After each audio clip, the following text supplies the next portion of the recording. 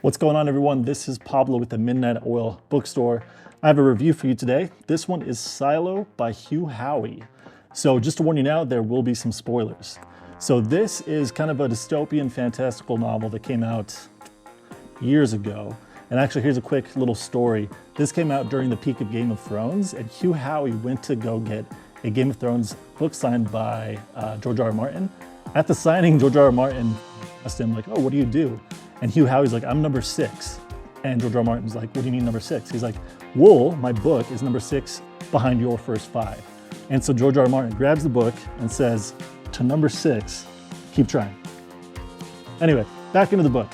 So this has now been turned into a series. It's very popular. A lot of people know about it. The series is called the Silo series, and I want to say it's on Amazon, something like that, one of those. So what happens is, in this future, the world's kind of gone to crap. So all of existence now lives in these silos underground. That's kind of what you're seeing here depicted on the cover. And what happens is people will be sent outside of the silo to clean the front lens of a window that looks out to this kind of barren wasteland. So what's interesting, you find this out very early in the book, is one of the main characters, initial characters, goes out, wipes the lens, and starts walking off into the distance. And this is kind of what happens with most of them. However, the conspiracy theory is that life is actually good, that this is just kind of a big facade, that there is no barren wasteland, that life has continued on, Earth has continued on. Come to find out, again, here's the spoiler, it is a barren wasteland.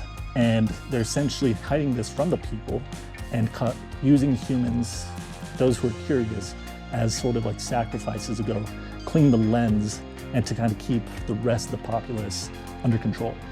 So I'm gonna give this book probably like an 8.4 out of 10. Many people are gonna say like 9 to 10 on the higher end. There's a few things that just kind of didn't do it for me. Initially, when the book starts off, there's kind of the reveal, right? And you get hooked in right away and you wanna kind of keep reading. After that, for the first 100 to 200 pages, you're actually walking down the silo with the protagonist, and you're kind of learning, one of the protagonists, you're kind of learning of the operations of it.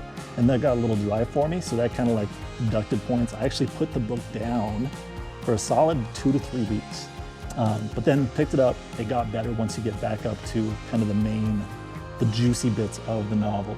So eventually gets sent out to wipe the lens. And in doing so, she wipes the lens, realizes it's kind of a barren wasteland, but she has enough oxygen in her suit to find a different silo and continue existing. When you get to this part of the book, it gets really good, real juicy. Having 2 silos in action, talking to each other, kind of helps bring it together and make you want to read the next book. Anyways, that's why it's an 8.4, solid read, give it a shot. I don't know if I'm gonna read book 2 and book 3, but we have them available. So book 2 is gonna take place in, another spoiler, book 2 is going to take place in a different silo altogether. Or no, sorry, before this all begins. Book 3 goes into a different silo. But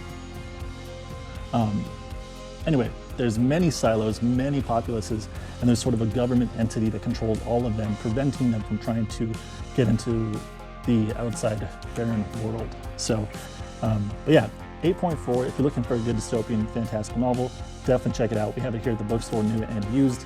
We can also order it for you or have it shipped to you. And what did you think? Did you like it? Did you not? And what do you want me to read next? So anyway, this is Pablo at the Midnight Oil Bookstore. Follow us on Facebook, X, YouTube, subscribe, like, comment, share, all the things. You know how we do it. Thank you. Bye.